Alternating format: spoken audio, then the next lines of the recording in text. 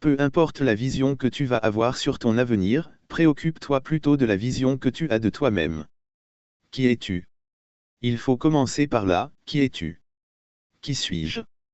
Tu seras choqué, mais certains d'entre vous ne se souviennent même pas d'un seul jour, d'une seule prière où vous avez demandé au Seigneur, qui suis-je?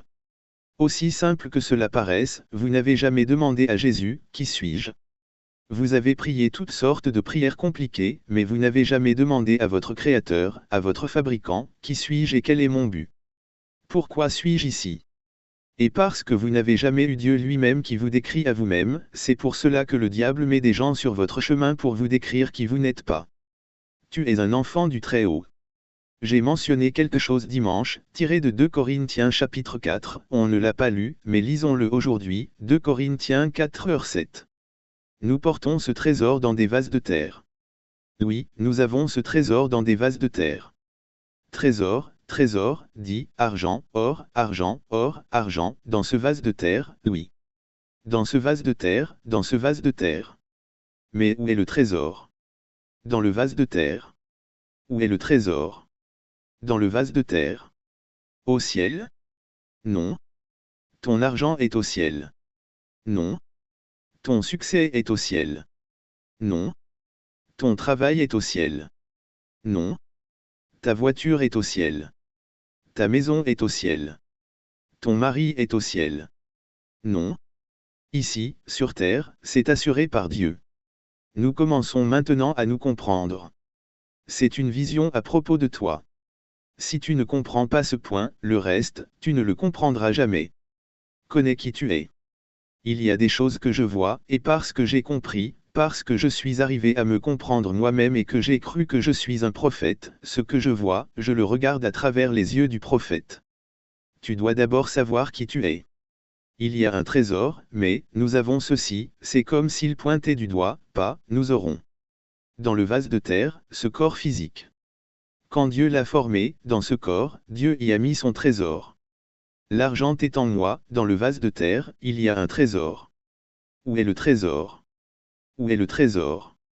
Où est le trésor? Maintenant, en toi. Mais je vais te montrer exactement où il est en toi. Allons doucement ici, Job 28, 1-2. Il y a pour l'argent une mine d'où on le fait sortir, et pour l'or un lieu d'où on l'extrait pour l'affiner. Le fer se tire de la poussière, et la pierre se fond pour produire l'airain. L'oignon sort de la terre. Non, le fer sort de la terre. Pris par qui? Extrait de la terre.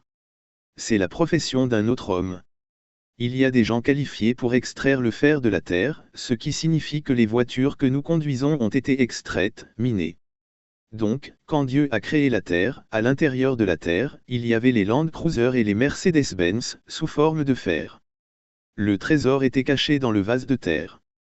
Quand Dieu a tout mis dans la terre, il a dit à l'homme, je t'ai donné tout ce pour quoi tu vas prier.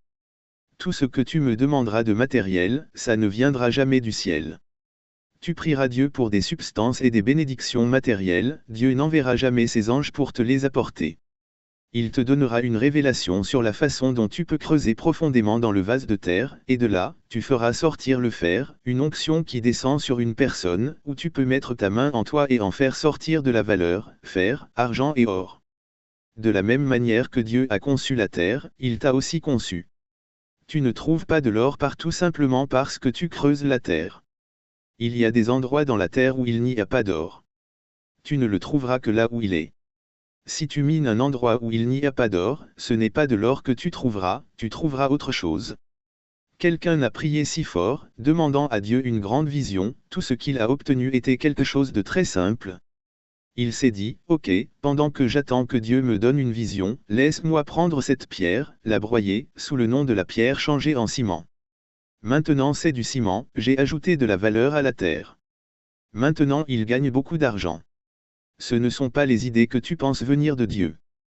Tu cherches une vision extraordinaire. Tout le monde est appelé à miner. Tu commences par te miner toi-même, découvrir où se trouve la veine d'or dans le vase de terre. Miner devrait devenir la profession de chaque personne, parce que l'or n'est pas partout. Il y a un endroit où l'or se trouve. Ah. Tu deviendras pilote ou pas. Avant de réaliser que tu es pilote, tu dois extraire cette profession de toi, du vase de terre. Tu dois la découvrir.